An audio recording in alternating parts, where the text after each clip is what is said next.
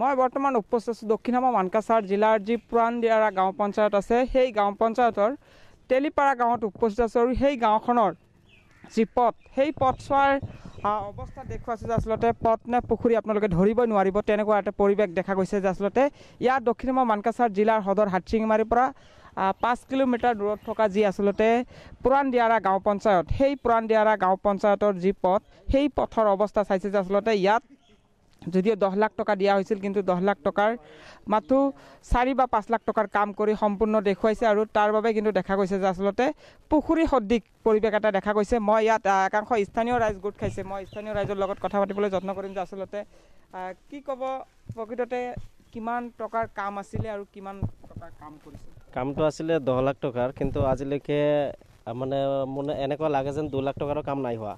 আৰু প্ৰথম কথা হ'ল আমাৰ খাজৰুদ্দিন হাউচটো মিস্কৰ হাউচ আছিলে কামটো কিন্তু এতিয়ালৈকে খলিলুৰ হাউচে নাই পোৱা। নাজানো কি হৈছে, আজি এবছৰ ধৰি এনেকুৱাই চলি আছে, আজি এবছৰ ধৰি কোনো কাম নাই। আৰু ইপিনে আমাৰ মানে বহুত অসুবিধা। বৰ্তমান আমাৰ এইখন ৰাস্তাই চবতকৈ প্ৰধান হৈ গৈছে কাৰণ কাঠলবাৰীৰ পৰা যাব নোৱাৰে ইপিনে আৰু এইফালেদি যায়। এতিয়া নাজানো পইচাখিনি কি হ'ল, এতিয়ালৈকেতো আমি কোনো খবৰে নাই পোৱা। আমি সদায় এনেকুৱা যে কেতিয়াবা বাইক বাগৰি সেই পুখুৰীত যাওঁ আৰু কেতিয়াবা বহুতে তিৰোতামানো তিতি যায়, এনেকুৱা পৰিৱেশতে আছোঁ। আৰু শুনক বহুত আমি টেনশ্যনত আছোঁ আৰু এই বিষয়ে। মানে কামটো কোনে কৰিছে? কামটো কৰিছে একচুৱেলি আমাৰ জি পি ইয়াতে হৈছে কিন্তু মেম্বাৰ প্ৰতিজন মেম্বাৰে কৰিছে কামটো। তো নাজানো আৰু কিমান কি হ'ব আমাৰ ইয়াত। প্ৰেচিডেণ্ট জড়িত নাই? প্ৰেচিডেণ্ট জড়িত আছে, প্ৰেচিডেণ্ট আছে, মেম্বাৰ চবেই আছে কিন্তু তথাপিও কাম ভাল কৰি নাই হোৱা। পঞ্চায়ত প্ৰতিনিধিয়ে দুৰ্নীতি সংঘটিত কৰিছে তাৰে সামগ্ৰিক দৃশ্যটো পুনৰ দেখুৱালে অনুজনাম যে আচলতে পথ চোৱাৰ অৱস্থাটো চাব আপোনালোকে যে আচলতে ইয়াত জনতাই অৰ্থাৎ সাধাৰণ ৰাইজে ভোট দি যিসকল জনপ্ৰতিনিধি নিৰ্বাচন কৰিছে সেইসকল নিৰ্বাচন কৰা প্ৰতিনিধিয়ে কিন্তু দেখা গৈছে যে আচলতে দৰিদ্ৰ লোকসকলৰ তেজ চুহি খোৱা পৰিলক্ষিত হৈছে। তাৰে সামগ্ৰিক দৃশ্যটো পোনপটীয়া সম্প্ৰচাৰ যোগে দেখুৱাইছোঁ প্ৰাগ নিউজৰ দৰ্শকক। ইয়াত দক্ষিণ হামা মানকাছাৰ জিলাৰ সদৰ হাটশিঙিমাৰীৰ গাতে লাগি থকা যি তেলিপাৰা গাঁও সেই তেলিপাৰা গাঁৱৰ দৃশ্য দেখুৱাইছোঁ।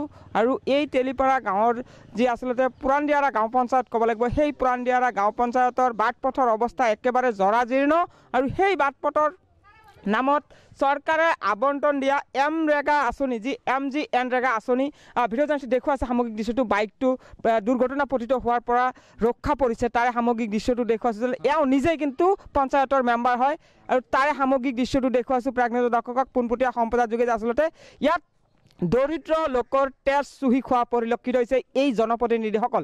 এইসকল জনপ্ৰতিনিধিক অসম চৰকাৰে যিহেতু MGNREGA আঁচনি দিছে আৰু সেই MGNREGA আঁচনিৰ ধন আত্মসাৎ কৰাৰ বাবে নাকি লগাব পাৰিবনে, সেইসকল জনপ্ৰতিনিধিৰ বিৰুদ্ধে কিবা ব্যৱস্থা গ্ৰহণ কৰিব পাৰিবনে, সেয়া কিন্তু পৰৱৰ্তী সময়ত লক্ষণীয় হ'ব। মই আৰু আছে জানিবলৈ যত্ন কৰিম যে আচলতে কি ক'ব, কেনেধৰণৰ অৱস্থা ইয়াত। কি ক'ব? এতিয়া মোৰ ৰাস্তাটো আমি শুনা পাইছোঁ প্ৰেচিডেণ্টে কাম কৰিছে কিন্তু প্ৰেচিডেণ্টে আকৌ শুনা পাইছোঁ মেম্বাৰক দিছে কামটো। মেম্বাৰে খেলি মেলিকৈ ক'তবা মাটি দিছে ক'তবা নিদিছে এনেকুৱাকৈ মাটি কাটি থৈ গৈছে ইহঁতে। আৰু যিটো আমাৰ ট্ৰেক্টৰ গাড়ী আহে ইহঁতে মাটি কাটি লৈ আহিছে, এইবিলাক বোকা হৈ গৈছে, এইটো ঠিক কৰি দিয়া নাই ইহঁতে। তাৰ কাৰণে আমাৰ ৰাস্তাটো বেয়া হৈ গৈছে আৰু ইয়াৰ বাবে আমি বহুত কষ্ট অনুভৱ কৰিছোঁ বাৰিষা কালত। এতিয়াতো অলপ বাৰিষা শেষ নাই কিন্তু বহুত মানে কষ্ট ভোগ কৰিছোঁ আমি। বাইক লৈ যাব নোৱাৰোঁ, খোজকাঢ়ি যাব নোৱাৰোঁ, মাইকী মানুহ ইমান পিছলি পৰিছে, কিমান হেৰি হৈছে আৰু মানে ক'বই নোৱাৰোঁ এইটো।